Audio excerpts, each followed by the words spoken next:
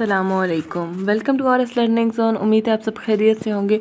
जैसे कि आप सबको पता है कि हमने मिड टर्म सीरीज स्टार्ट की हुई है और आज हमारे पास है lesson number 9 from ENG 501, introduction to Old English, birth of English and prehistoric to Germanic history. हमारे पास पहले टॉपिक है 41 the language in the England before English. आपको पता है इंग्लिश लैंग्वेज इंग्लैंड में मिडल ऑफ 5th सेंचुरी में introduce हुई थी, यानी कि तकरीबन 1500 साल का सफ़र है इंग्लिश का। लेकिन उससे पहले इंग्लैंड में लोग क्या बोलते थे वो हम उनकी मटेरियल चीज़ों से पता चलाते हैं, जैसे कि tools, people, shelters. Stone age आ जाता है जी। स्टोन एज के लोग स्टोन यूज़ करते थे टूल्स बनाने के लिए। जैसे आप समझ लो कि एक बंदा स्टोन से नाइफ़ बनाता है तो मॉडर्न टाइम में वो नाइफ़ स्टील का होता है। अब स्टोन एज को भी उसके भी दो हिस्से थे। एक था पैलियोलिथिक और दूसरा था नियोलिथिक। एक पैलियोलिथिक है और दूसरा हमारे पास है नियोलिथिक। पैलियोलिथिक कौन सा है? ओल्ड स्टोन एज है, और जो नियोलिथिक है वो है न्यू स्टोन एज। पैलियोलिथिक लोग जो हैं वो छोटी हाइट के होते थे, लो फॉरहेड वाले, और केव्स में रहते थे। नियोलिथिक लोग जो हैं वो ज़रा डिवेल्प्ड थे, उनके पास बेहतर स्टोन टूल्स थे और उनकी सोसाइटी भी थोड़ी एडवांस थी। फिर आ जाता है हमारे पास केल्टिक लैंग्वेज। इसकी भी दो डिवीजन्स थी। इसमें एक है गुई डायलेक्ट और दूसरी है ब्राइथोनिक। शायद मेरी प्रोनाउंसिएशन सही ना हो, लेकिन ये एक गुई डायलेक्ट थी और दूसरी थी ब्राइथोनिक।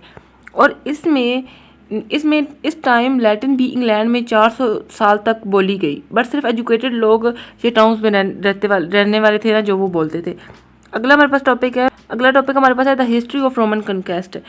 अब AD 43 में जब रोमन एम्परर क्लैडियस ने डिसाइड किया कि ब्रिटेन को कन्कर किया जाए तो 40,000 सोल्जर्स भेजे गए विद इन 3 साल के अंदर तक। और उसका लेकिन एक रेजिस्टेंस ये भी हुआ कि AD 61 में एक केल्टिक लेडी बोडिका ने रोमन्स के ख़िलाफ़ जंग की और उसमें 70,000 रोमन्स मार दिए गए। और आप कह सकते हैं कि ये एक एंसीडेंट रेवोल्यूशन था। 40,000 जो थे, 70,000 रोमन्स मार दिए गए। यह आपने MCQs के लिए याद रखना है, ठीक है, हाईलाइट यहाँ पे किए हुआ है। आगे हमारे पास आ जाता है जी टॉपिक 43 रोमनाइजेशन ऑफ आइसलैंड। अब कॉन्क्वेस्ट के बाद क्या होता है? रोमन्स कल्चर का असर, इसे कहते हैं रोमनाइजेशन। रोमनाइजेशन किसे कहते हैं? रोमन्स कल्चर का असर। Romans road, Roman houses, Roman bath, theatre, temple सब कुछ बन गया।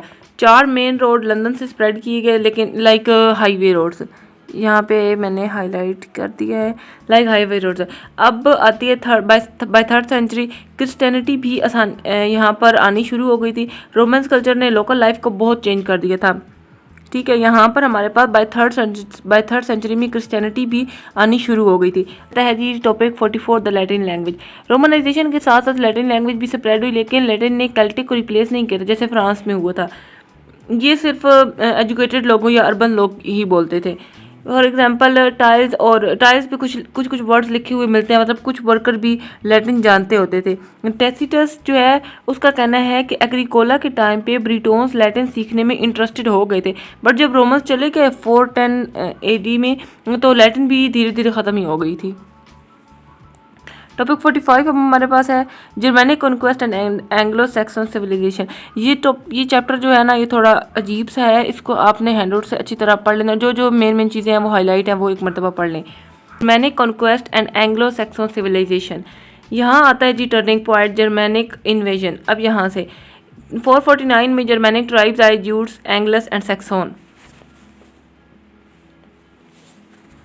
सैक्सन ये लोग बाद में इंग्लैंड की बेस बनाए गए। हिस्टोरियन बीट्स कहते हैं कि ये लोग जर्मनी से आए थे, उनके आने के बाद एंग्लो सैक्सन सिविलाइजेशन बनी और केल्टिक लोग या तो पीछे ही हट गए या फ्रांस चले गए।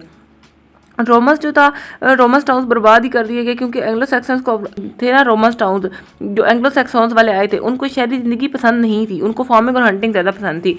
7 छोटी किंगडम बनाई गई, उनके अंदर जी नाम आ जाते हैं नॉर्थम्ब्रिया, मर्शिया, एंग्लिया, कैंट, एसेक्स और सिसेक्स और विसेक्स। नेक्स्ट हमारे पास है जी लेसन नंबर 10। लेसन नंबर 10 में है कि इंग्लिश और इंग्लैंड का नाम कहाँ से आया।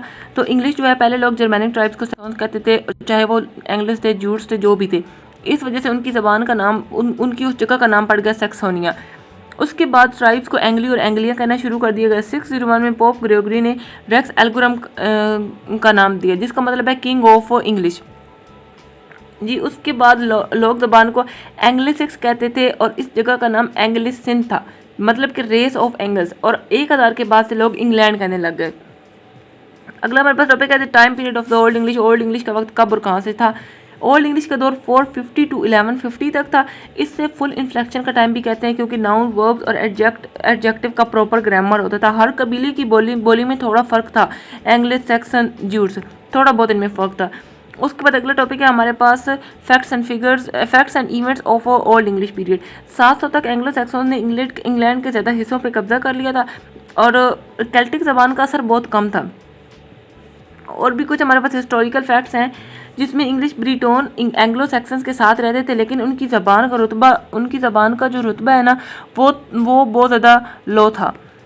इंग्लैंड में पहले छोटी छोटी स्टेट्स थी जैसे इसेक्स, वेसेक्स, और उसके बाद फिर उनका जो वेसेक्स का था ना बच्चा, उसने सब स्टेट्स को मिला दिया। और यहाँ पे हमारे पास एक वर्ड है विल, इसका मतलब है नौकर। जब ब्रिटेन और एंग्लो सैक्सन्स के साथ रहते थे ना, लेकिन उनकी ज़बान का रुतबा लो था। विल का मतलब होता है ब्रिटोन, नौकर। एसेक्स और ससेक्स, और जो था ना हमारे पास वेसेक्स का बादशाह, उसने सब स्टेट्स को मिला दिया था। अगला टॉपिक आ जाता है ओल्ड इंग्लिश की राइटिंग का सिस्टम जो भी है। जब तक एंग्लो सैक्सन क्रिश्चियन नहीं हुए थे, हम उनके बारे में कुछ ज़्यादा नहीं जानते थे। क्रिश्चियन बनने के बाद उन्होंने रोमन अल्फ़ाबेट यूज़ कर लिए, और उससे पहले वो रून्स यूज़ करते थे, मतलब लकड़ी या पत्थर पर स्क्रैच करके ना कुछ लिख देते थे। सिर्फ छोटी बातें लिखते थे, लंबी राइटिंग नहीं होती थी।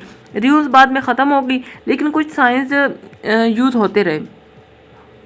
फिर जैसे कि दिनों के नाम है ट्यूसडे, वेडनेसडे, थर्सडे, इनको वो ना इस तरह से लिखते थे, TIV ये लिखा हुआ है, और वुडन और थोनर इस तरह करके लिखते थे। और इसमें हमने जो एक पढ़ा था, जो हमने इसमें मुश्किल वर्ड्स पढ़े, एक तो सेक्सॉन्स क्या था कि जर्मन कबीला था, एंग्लिश क्या था दूसरा जर्मन कबीला था, एंग्लिश सिक क्या था इंग्लिश ज़बान का पुराना नाम था, व्हील ब्रिटोन जो नौकर इसका मतलब था, रियूज जो है वो पुरानी लिखाई के अल्फ़ाबेट, ये जो अभी हम कह रहे हैं कि वो उन स्क्रैचेस करके ना छोटी छोटी लिखाइयाँ करते थे। और यहाँ पर एक वर्ड है WYNN, इस तरह P करके साइन बना हुआ है, वो W का साइन था ओल्ड इंग्लिश में।